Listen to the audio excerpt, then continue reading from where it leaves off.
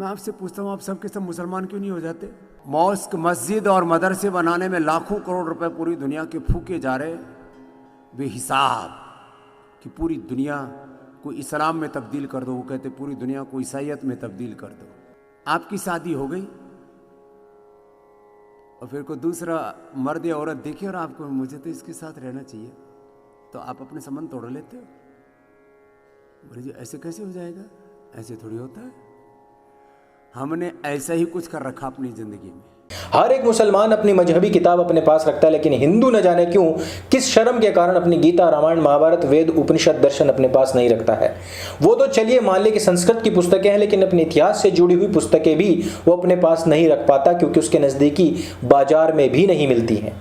रुचि आपको जागृत करनी पड़ेगी। प्लेटफॉर्म हम दे रहे हैं। घर बैठे आपको 500 रुपए से ऊपर यदि आप ऑर्डर करते हैं तो फ्री डिलीवरी घर बैठे आपको मिलेगी। कोई भी ई कॉमर्स वेबसाइट या प्लेटफॉर्म आपको इतने कम दाम में खरीदी हुई पुस्तकों पर घर बैठे फ्री डिलीवरी नहीं देगा।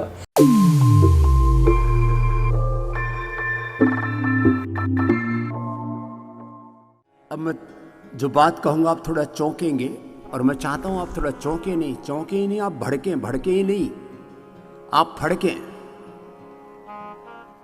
इस्लाम वाले कहते हैं कि जिसने यहां से मूछ नहीं कटवाई,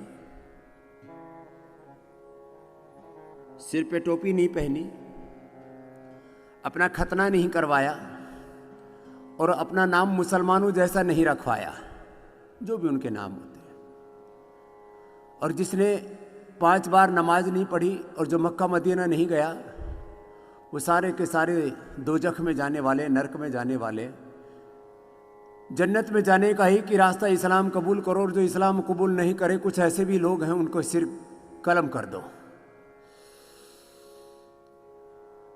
मैं आपसे पूछता हूँ, आप सब के सब मुसलमान क्यों नहीं हो जाते? आप कहेंगे जी कोई बात नहीं, उनके कहने से क्यों मुसलमान हो जाए?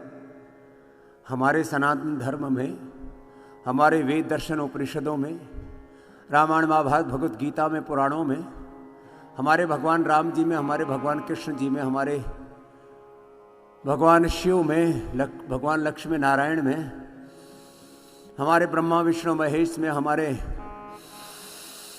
भगवान बुद्ध महावीर में, गुरु नानक देव जी में, हमारे पूर्वजों में, ऋषि ऋषिकाओं में कौन सी न्यूनता है?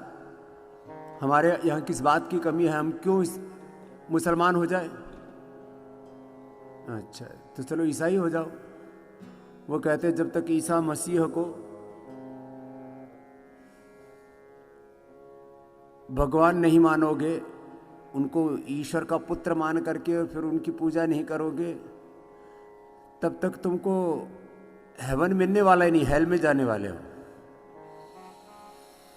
और पूरी दुनिया में लाखों करोड़ रुपए ईसाइयत के प्रचार के लिए, उनके जो भी चर्च हैं, हॉस्पिटल्स और जो भी उनके धर्मांतरण करने के तौर तरीके हैं, उसको बहुत ज़बरदस्त तरीके से सपोर्ट मिलता है। लाखों करोड़ रुपए इसके ऊपर खर्च होते हैं पूरे यूरोपियन कंट्रीज के। मॉस्क, मस्जिद और मदरसे बनाने में लाखों करोड़ रुपए पूरी दुनिया के फूके जा रहे बेहिसाब, कि पूरी दुनिया को इस्लाम में तब्दील कर दो। वो कहते पूरी दुनिया को ईसाइयत में तब्दील कर दो, और हम फिर भी अपने सनातन धर्म से डिग नहीं रहे। आप कहेंगे जी वो तो उनकी एक जमात है, एक समूह है, वो अपने अपनी बातें कह रहे हैं, हम उनके बहकावे में क्यों आना? तो इन्हें एलोपैथी वालों के बहकावे में क्यों आ गए तुम? ये भी एक जमात है। बोले जी ये तो साइंटिफिकली काम करते हैं। कौन कहता है साइंटिफिकली काम करते हैं? विज्ञान के नाम पर अज्ञान, रिसर्च के नाम पर, क्लिनिकल कंट्रोल स्टाइल्स के नाम पर अर्ध सत्य बता करके, धत्ता बता करके, धोखा बता करके थोड़ी देर का लाभ, क्षणिक लाभ और स्थायी नुकसान, परमानेंट नुकसान। और हमने मान लिया कि एलोपैथी तो हमारे लिए है। ऐसे ही ये बहकावे होते हैं, ऐसे ही भ्रम होते हैं, ऐसे ही आंखों पर पट्टी बांधी जाती है। ये तो मैंने आपको एक धार्मिक एग्जाम्पल दिया। राजनीतिक एग्जाम्पल दूंगा तो और चौंकोगे। कहते भाई सबसे ताकतवर मुल्क इस समय अमेरिका है, तो तुम जो बाइडेन को ही अपना प्रेसिडेंट मान लो और भारत का विलय कर दो अमेरिका में, तो तुम्हारी रुपए की भी बिगड़ी हुई हालत सुधर जाएगी, तुम्हारा रुपए भी डॉलर के बराबर हो जाएगा और सारे देश को अमेरिकन आर्मी का भी प्रोटेक्शन मिल जाएगा और अमेरिका के साथ विलय कर दो। बोले जी ऐसे कैसे कर दे? हमारी अपनी स्वाधीनता को, अपनी आज़ादी को हम कैसे गिरवी रख दे? चलो अमेरिका थोड़ा दूर है, ये शी जिनपिंग तो इसी फिराक में था, आजकल तो पता नहीं कहाँ छुपा हुआ है।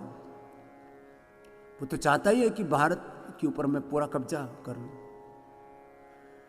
आप इन चीजों को तो एकदम समझते हो। मान लीजिए आपको मैं थोड़ा और बहुत ही घटिया उदाहरण देता हूं। आपकी शादी हो गई और फिर कोई दूसरा मर्द या औरत देखे और आपको मुझे तो इसके साथ रहना चाहिए, तो आप अपने संबंध तोड़ लेते हो। बोले जी ऐसे कैसे हो जाएगा? ऐसे थोड़ी होता है। हमने ऐसा ही कुछ कर रखा अपनी जिंदगी में। हमें कुछ झूठी बातें बताई गई कि अमेरिका महान है, ब्रिटेन महान है, चीन महान है, ये महान है, अंग्रेज महान है। हमने सैकड़ों वर्षों तक उनकी अधीनता स्वीकार कर ली। हमारे ही करीब 20 करोड़ से ज्यादा भाई बहनों ने इस्लाम कबूल कर लिया। करीब 4-5 करोड़ भाई बहनों ने ईसाईयत कबूल कर ली। और अलग अलग तौर तरीकों में अभी भी हमारे देश के अंदर ऐसे लोगों की कमी नहीं है जो देश में रह करके ही देश के साथ गद्दारी करते हैं। वो योग के, आयुर्वेद के विरोधी है, घोर विरोधी है। योग के, यज्ञ के, आयुर्वेद के, नेचुरोपैथी के, वेदों के, दर्शनों के, उपनिषदों के, रामायण के, महाभारत के, भगवत गीता के, पुराणों के, भगवान राम के, कृष्ण के, गौतम कणाद, जैमिनी, पाणिनि, पतंजलि के, भगवान बुद्ध के, भगवान महावीर के, गुरु नानक देव के, गुरु गोविंद सिंह के। वो घोर विरोधी है भारत और भारतीयता के। और स्वामी रामदेव के तो महाशत्रु। उठते ही सोचते हैं ये बाबा फिर आ गया, ये कब मरेगा। उठते ही सोचते हैं कि ये तो हमारी पोल खोलता है। वो लाख प्रयत्न करते हैं कि स्वामी रामदेव जिंदा ना रहे। चलो भुजंगासन के बाद सलभासन, ये तो मैं थोड़ा थोड़ा करवा रहा हूं, क्योंकि स्वामी रामदेव में उनको सनातन शाश्वत सत्य के स्वर सुनाई देते। तो मैं इसलिए इस बात को कह रहा हूं, तुम्हारे सामने एक ओपिनियन मान आया और उसी को तुमने ये मान लिया कि यही सच बोल रहे हैं, बाकी तो सब ऐसे ही झूठ मूठ चल रहा है। वीडियो अगर आपको अच्छी लगी, जानकारी से भरपूर लगी, तो इसको सबके साथ में शेयर अवश्य करें। मेरे संग बोलिए सत्य सनातन वैदिक धर्म की जय। जय हिंद, वंदे मातरम।